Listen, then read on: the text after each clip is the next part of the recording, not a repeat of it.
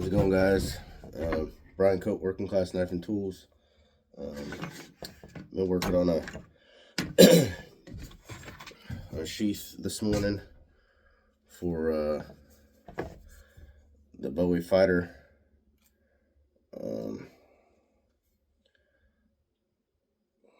Got a nice fat fitment. So we took the red leather that we ordered and we used some rawhide tooling strips around the edge to bond it.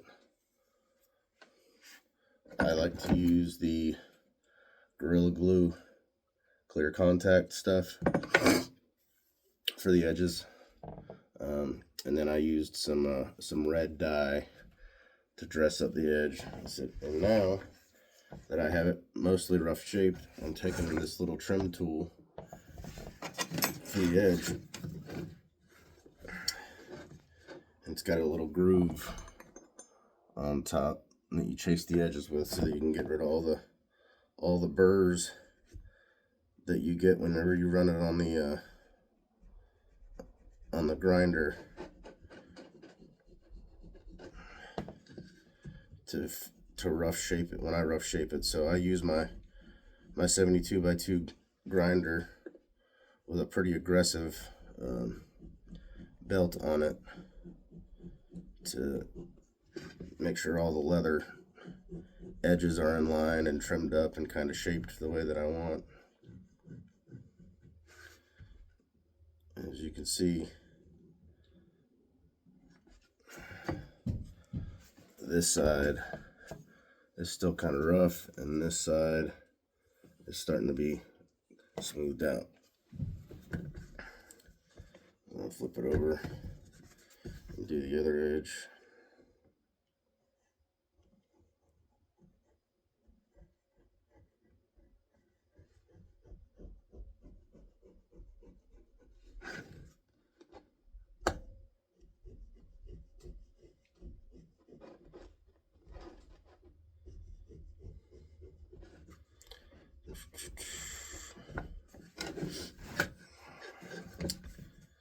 There's a lot of work that goes into these custom builds that most people don't realize. They just see the finished product. All the little detail things is what takes time to make sure that everything looks good for the end user, especially when you have people that are paying good money for a custom product. You want them to open it up and go, wow. You don't want them to open it up and go, man, did I spend too much? I'd rather somebody felt like they didn't pay me enough than to feel like they spent too much, because that's not a good feeling.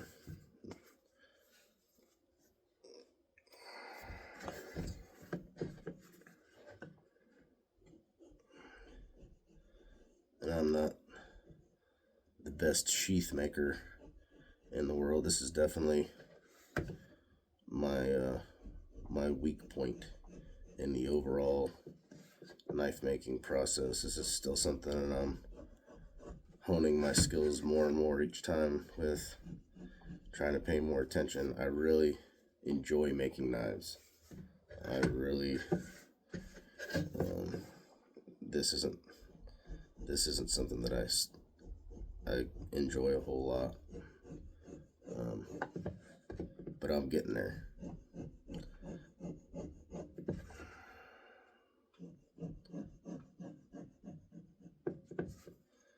But I'm getting there.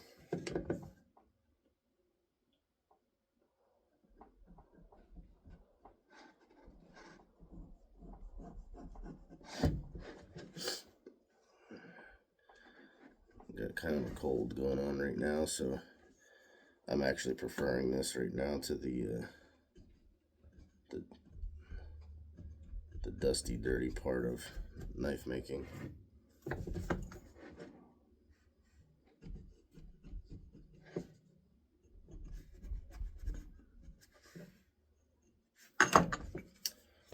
So now I'm going to take my calipers here. I'm going to give myself some rough lines to follow. I'm probably going to do, maybe 1/4 inch. Yeah, 1/4 inch looks pretty good, I think.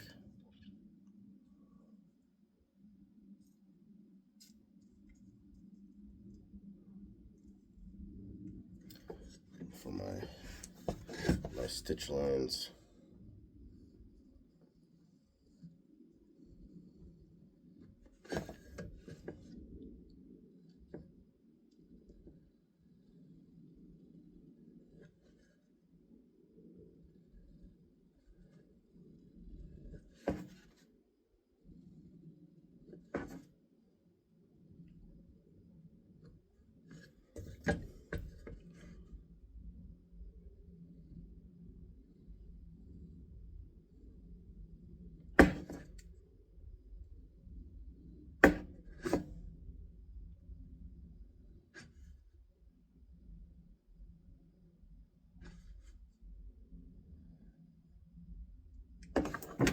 So you can see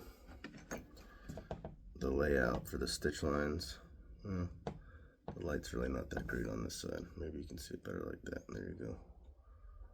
So that's where these little forks come in.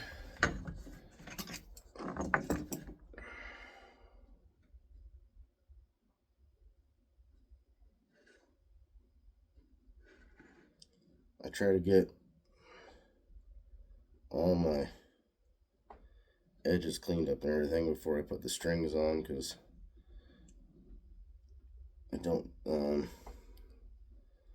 like buffing and all that stuff when the strings are already in. I like doing all that stuff beforehand and then doing whatever cleanup I have to do after, because I don't want it to change the color of the string or make it look dirty or something like that. So there you go. You can see maybe you can see the lines.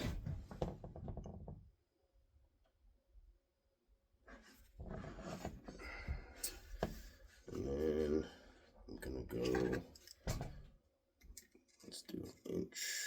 Let's do 1 inch. Let's see what 1 inch looks like. Yeah, let's do 1 inch.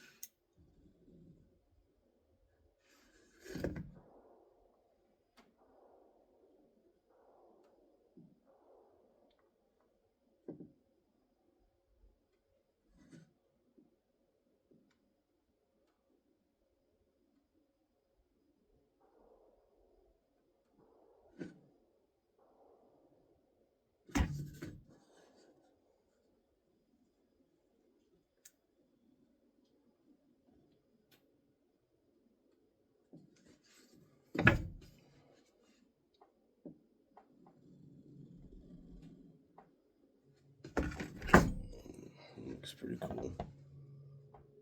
Just following the lines there. Inch,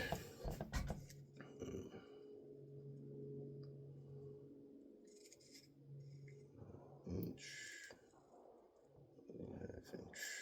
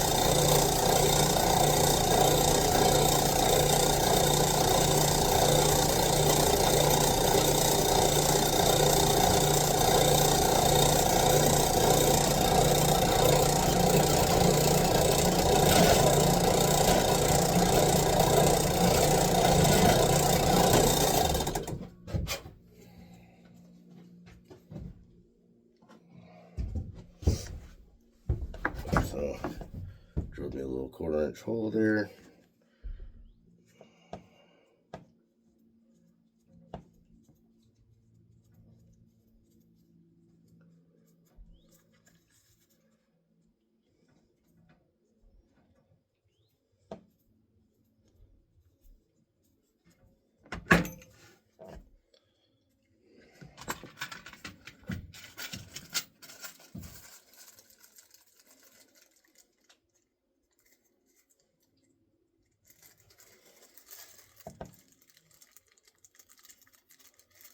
You know what? Try something. Maybe some brass. Brass rods here.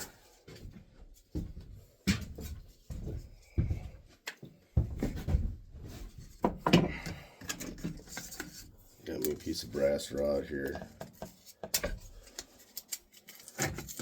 I'm gonna try to make a rivet out of it.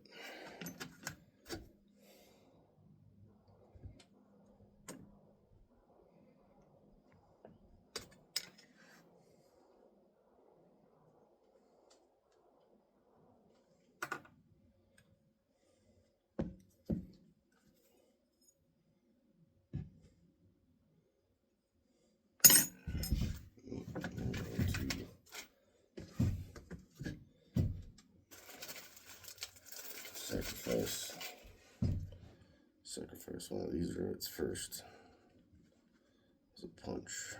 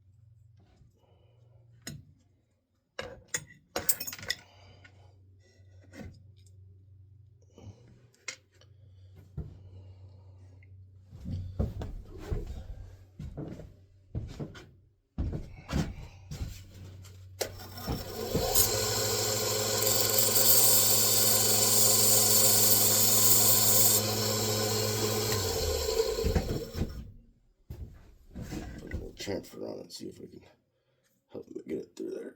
Oh yeah, perfect. Perfection. Very nice. Alright, I'll go over here and hack this off real quick.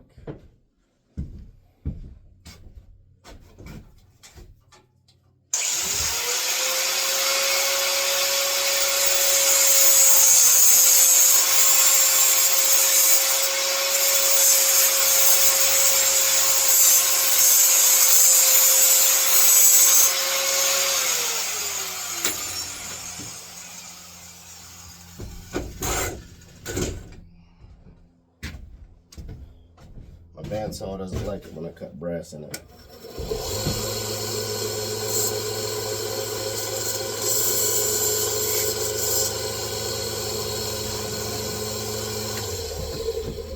For whatever reason, it really tears the blade up, and then I can't use it later, so I'll try to.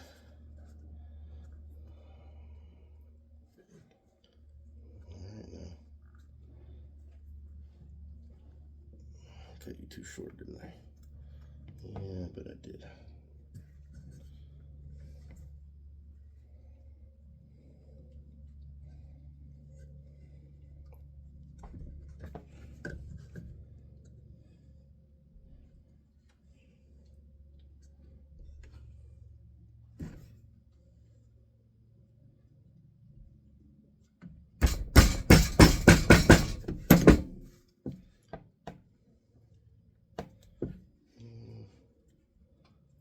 Cut you a little short, but we're gonna try it anyway.